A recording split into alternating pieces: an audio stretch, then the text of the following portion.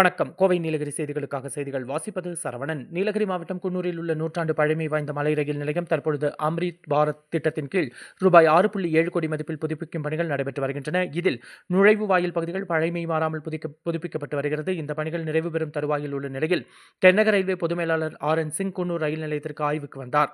அப்போது ரயில்வே ஊழியர்கள் பூங்கொத்து கொடுத்து வரவேற்று பல்வேறு கோரிக்கை மனுக்களை வழங்கினர். பின்பு புதியதாக கட்டப்பட்டு வரும் ரயில் நிலைய பணிகளை பார்வையிட்டார்.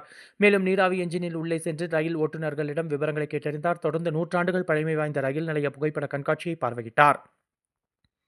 பிறகு பராமரிக்கப்படாமல் இருந்த பழமை வாய்ந்த நினைவுச் சின்னங்களை பாதுகாத்து பொலிவுபடுத்த வேண்டும் என்று உத்தரவிட்டார். ஆய்வுக்கு பிறகு தனி சிறப்பு ரயில் மூலமாக குன்னூரிலிருந்து மேட்டுப்பாளையத்திற்கு புறப்பட்டுச் சென்றார். இவருடன் சேலம் கோட்ட ரயில்வே பொது மேலாளர் பன்னாலால் உட்பட பல அதிகாரிகள் கலந்து கொண்டனர். கோவை நீலகிரி செய்திகளுக்காக எமது சிறப்பு செய்தி ஆசிரியர் தமிழ் வெங்கடேசன்.